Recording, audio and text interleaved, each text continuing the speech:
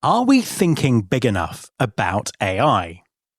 Most companies are just automating old processes instead of reimagining recruitment entirely. The future won't be about better sourcing tools or faster screening. It will demand an entirely new approach to how we define talent, structure teams, and assess capability. The question isn't whether AI will change recruiting, it's whether you're prepared for just how radical that change will be. You know, I've recently heard some crazy success stories when it comes to hiring with AI.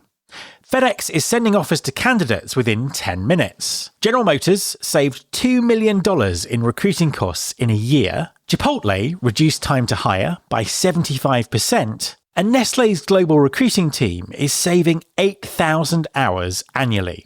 The craziest thing, all of these companies did it by leveraging the same technology, Paradox. Paradox is the leader in conversational hiring. Powered by conversational AI, Paradox can be your ATS, CRM, and career site, or can help automate parts of the hiring process on top of Workday, UKG, and SAP. Their product suite is driven by a 24/7 AI assistant who can handle up to 95% of the hiring process for deskless hiring teams, or just automate specific, time-consuming tasks like screening, interview scheduling, and onboarding to allow recruiters to focus on recruiting. Paradox has helped hundreds of the world's top employers simplify hiring and save money while creating great candidate experiences in the process. Spend more time with people, not software, with Paradox. You can find out more by going to paradox.ai. There's been more of scientific discovery, more of technical advancement and material progress in your lifetime and mine than in all the ages of history.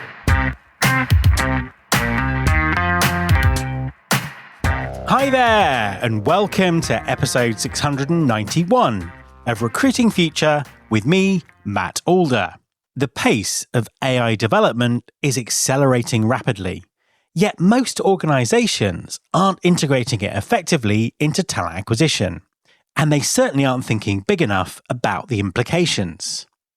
Many companies are just simply automating existing processes rather than reimagining what recruitment could become in an AI-driven world. So, how can talent acquisition leaders think exponentially bigger about AI's potential, moving beyond incremental improvements to envision and create an entirely new paradigm for talent strategy? My guest this week is Richard Bradley, who has decades of experience in the RPO and wider staffing and TA ecosystem. Richard challenges us to think radically bigger about AI's impact, arguing that most organizations are severely underestimating the scale of transformation ahead. Hi, Richard, and welcome to the podcast. Hey, Matt, it's great to be here. Thanks you for inviting me. Absolute pleasure to have you on the show. Just to start off with, could you introduce yourself and tell everyone what you do? I'm Richard Bradley. I've been working in the RPO space, boo-hiss, for about the last 20 or so years, and have been in the wider staffing and TA ecosystem for about 25, 30 years. Fantastic. So pretty much the same amount of time as me, actually. So thinking about that, AI in 2025, it's kind of similar in a way to the internet around about 1999, 2000, 2001 in terms of the promise of the change it could bring, disrupting norms and all that kind of stuff. What do you think is different this time around? And do you think that people are generally underestimating the impact? Or are we thinking big enough about AI? I think that's a huge question. And I think the short answer is I don't think people are thinking big enough about AI. I mean, if we start with the similarities and what is very similar about the internet is back in the 90s, we were told that recruiters were going to disappear, recruitment and the whole function was going to completely be revolutionized. The reality is it helped it evolve, and we did see some significant changes. And I would argue, and to some point, that probably the last time we saw any sort of significant change in TA was in the 90s. So I think there are some similarities there. I think what may feel different this time is the sheer pace of change. So, if you think the internet, it took about 4, nearly 5 years to get to an audience of 50 million. And if you think about tools in the AI world like ChatGPT, that took 2 months.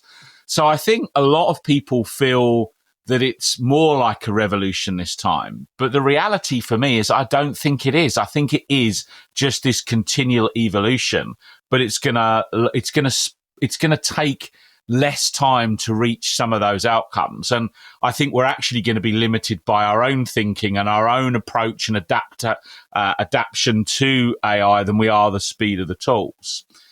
The big difference for me this time, and why I see AI as being significantly different, is if you look at the internet, it changed communication, it changed commerce, it changed entertainment, and it had a significant impact. If you look at AI, it's going to change everything.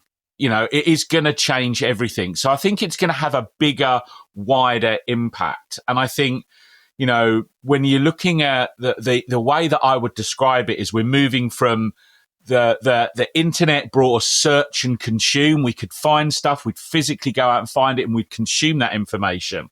What AI is moving us to is more around ask and generate. So it's creating more of a knowledge-based economy rather than a search and find type of economy. And I think that for me is going to be the massive piece that we're looking here. It's far bigger than just adding a few tools and a bit of tech, changing your ATS in TA. It's going to be a much bigger mind shift in my view. Yeah, I mean, I completely agree with you. I think it's already kind of starting to eat up a lot of tasks in recruitment. I think we can kind of really see what's kind of happening in the short term. But I don't think people are thinking big enough about this. It's kind of all of the change of the internet, that the internet sort of maybe over sort of 5 or 10 years, like compacted into a really short space of time where people don't have time to adapt or evolve in the way that we used to. And it's got huge implications. And I suppose on that, employers are starting to add AI to their processes. They're either sort of experimenting themselves, or they're using tools that they've got within their business, or the vendors that they're dealing with in their tech stack are integrating sort of AI in various forms into it.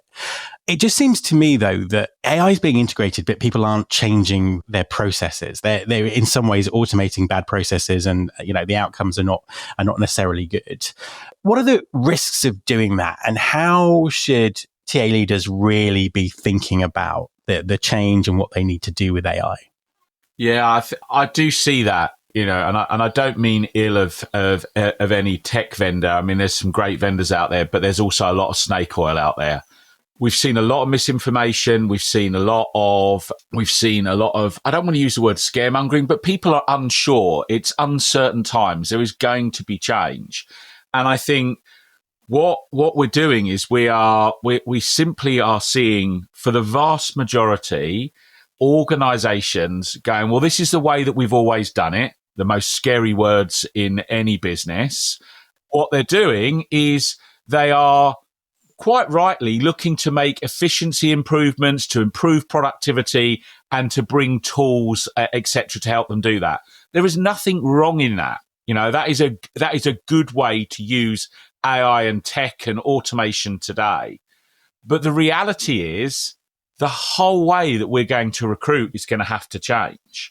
If we're thinking about AI just impacting the way that we're doing things today, and we're papering over the cracks, we've all talked about, and it's been there for years, about TA being broken. I'm not so sure it's TA that's broken. I just think most businesses aren't thinking big enough. They're not looking at talent. They're not looking at the future of their businesses. That puts TA leaders in a really difficult position because, on one hand, there's some very enlightened TA folk out there that want to try and drive that change, but it's being able to take the business with them. There are others that, unfortunately, are very transactional, and it's those TA folk that I think are going to struggle in this environment. So, the big risk for me is that they're going to paper over the cracks. But if you look at if you look at AI today, this is the worst that it's going to be. It's only going to get better.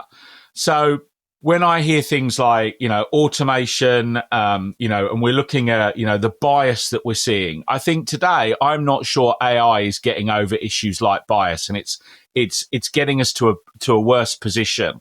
I think that will change. And I think people need to look at how that's going to change.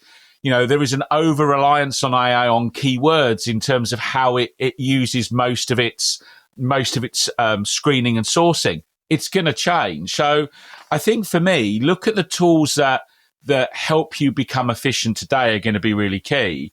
But I think people have got to start thinking about, we've actually got to change the way that we recruit and how we hire and what that looks like. And that, I think, is going to be absolutely pivotal for the way that TA and businesses either evolve or die, frankly.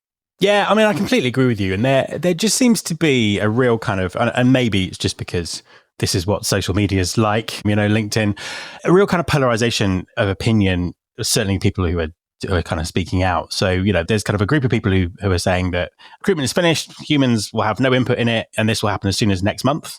And they've kind of been saying that for 18 months now. So it's obviously a rolling next month.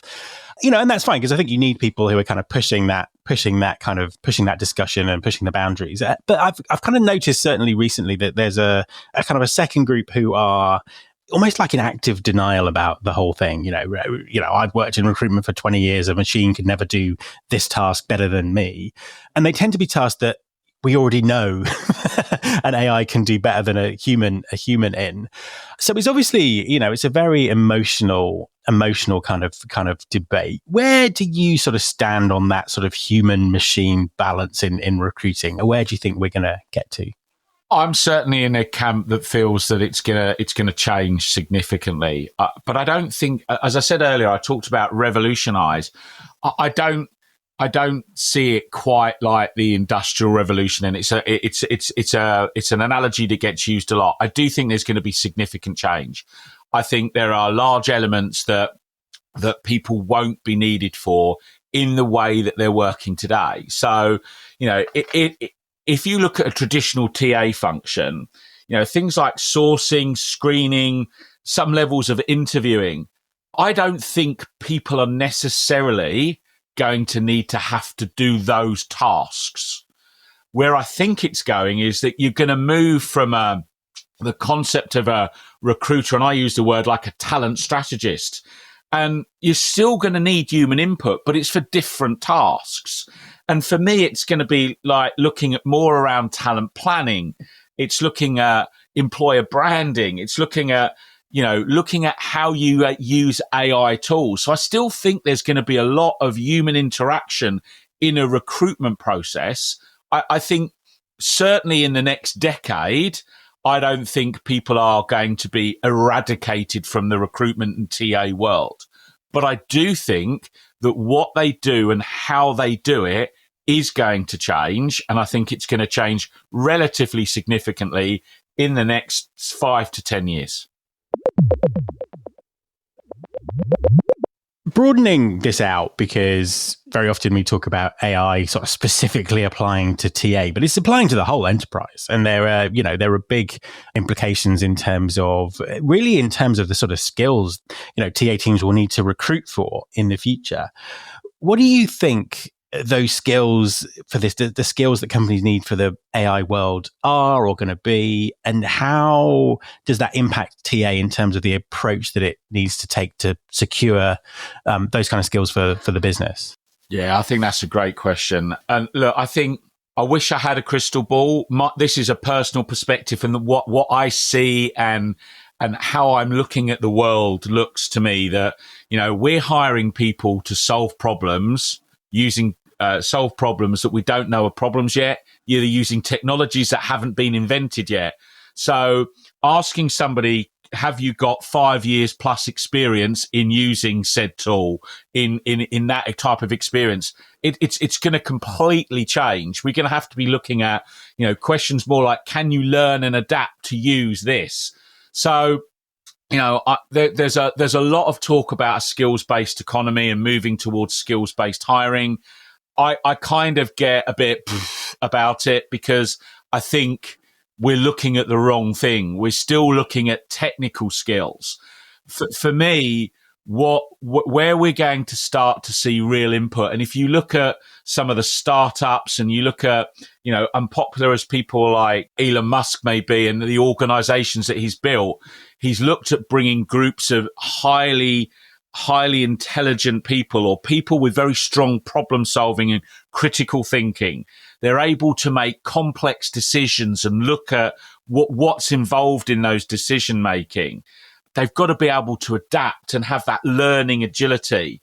And I think even more, that idea of AI literacy is going to be really important. So for me, it's those kind of, how do you think about things? How do you learn? How do you deconstruct? And I think that's something that's going to be, incredibly, incredibly important, and something that I think, as a father of three boys, our education system, both in the UK and particularly in the US, is failing. That's why I posted that video a little while ago, Shift Happens from 2010, because, 15 years later, we're still talking about, a failing education system. So, you could get me on that all day long, Matt, but I'll stop before I go down a rabbit hole. Me too. I think I'm going to have an episode in a few weeks, just a panel of people ranting about the education system. But it's kind of true. I mean, it's if you think about I always say this, if you think about the workforce in 10 years time, all these changes will be sort of embedded, as it were, and probably things that we can't even imagine are changing. The workforce of 10 years time is either working or in the education system. We could already see the skills that they're going to have based on that. So yeah, it's a kind of a big thing. From a TA perspective, do you think that recruiting as it is at the moment is set up to properly kind of assess and identify those kind of skills and people with that kind of potential? Is the really short answer. And I think it's been something that's been missing for quite a while. I've done quite a bit of work with Alan Bourne, who knows this topic inside out. And, you see lots of stuff around, is using AI cheating? How do you manage AI out of an interview and selection process? And I understand all of that. For me, we've spent far too long, resumes, interviewing, that we've been talking about that being outdated for a century. It's outdated.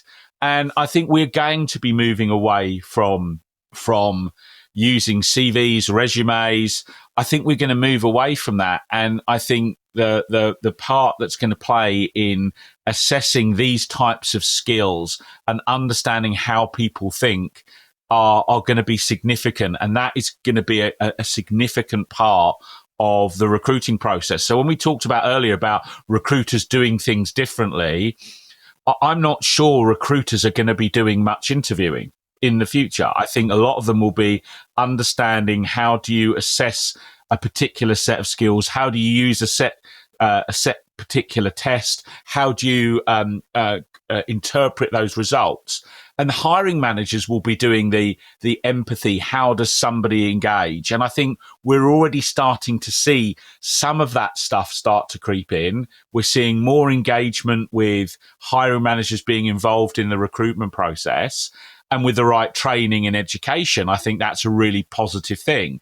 The challenge is, like a lot of things, we throw people in the deep end and hope they swim. And you just can't do that when you're talking about the risk that presents to a business and how you're going to look at developing the growth of your business. You need something that's a little bit more tangible.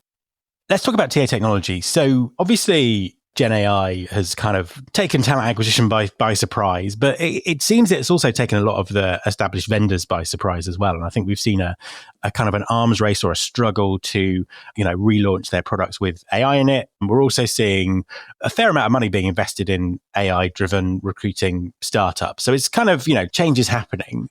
How does that technology need to evolve to be fit for purpose?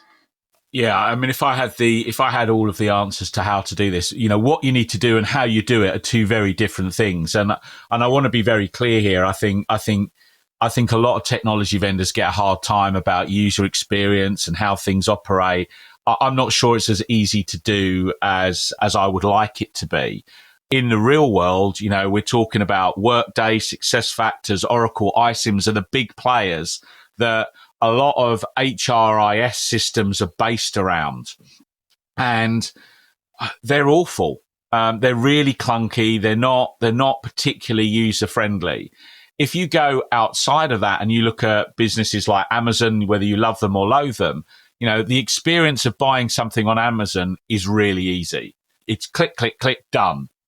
And what I think we are going to start to see is organizations needing to be thinking about how do we make this more intuitive.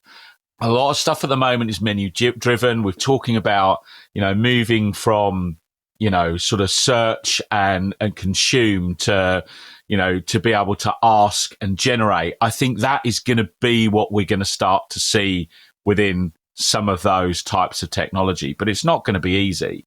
I think the last point I'll make on that, and this is an age reference, Matt, so you'll probably get this because we're of a similar ilk. Amstrad always used to make the first of everything. It made the first vertical record player, and they were never particularly great. And it was the organizations that came second or third gen that kind of looked at the problem, took a step back, didn't try and do some sort of knee-jerk reaction, and then said, we've looked at what's trying to happen, we've looked at the direction of travel, and we're creating something.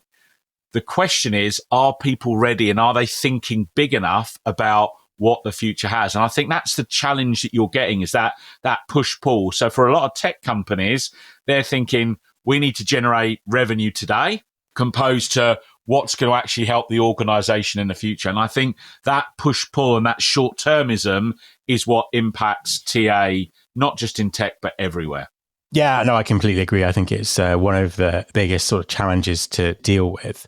So as a final question, and probably by way of summary, actually, because we've sort of covered some of the things that lead into this already, but what do you think the TA team of the future is going to look like? Will there even be a TA team in the future?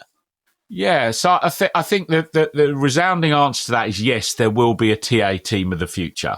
I think TA is going to be as integral in the future as it is today, but it's going to look very different.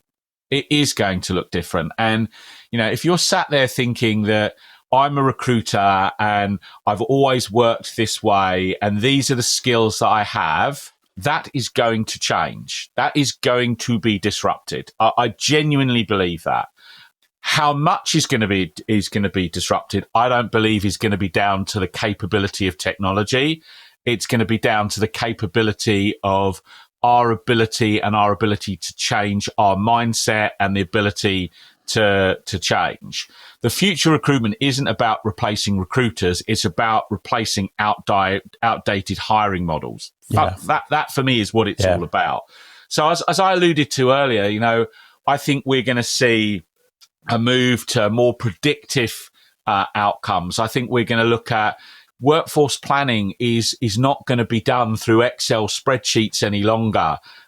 It's going to be a tool that allows people to understand where they're at, what's happening, the demographics of their organization, the level of attrition that's going to happen, what's happening in the workforce, what's the future. I think all of those things, those predictives are going to come in. And therefore, I think the role of TA, as I mentioned, is going to be more around talent strategy. It's going to be the things like you're talking about talent intelligence. You're talking about looking at how you're going to use those tools. And it's going to be moving away from things like sourcing and screening and interviewing.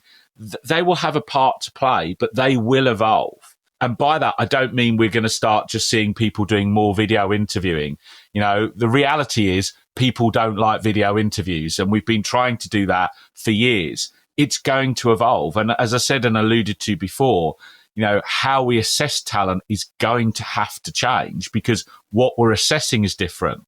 And therefore, the whole view for me is that TA is going to fundamentally move forward because it's going to need to. And I think we're going to see things like candidate experience designers. We're going to see community managers, workforce strategists. These are the kind of jobs that I think the future we're going to see in TA rather than recruiters. So, I could talk about it for hours, but, the reality is, to your question, do I think TA is going to be here forever? Yes. Do I think it's going to fundamentally change? Yes. Do I think it's going to happen in the next 18 months? No. It's an evolution and not a revolution. That's my thoughts. Richard, thank you very much for talking to me.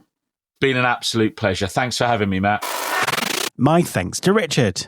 You can follow this podcast on Apple Podcasts, on Spotify, or wherever you get your podcasts. You can search all the past episodes at recruitingfuture.com. On that site, you can also subscribe to our weekly newsletter, Recruiting Future Feast, and get the inside track on everything that's coming up on the show. Thanks very much for listening. I'll be back next time, and I hope you'll join me.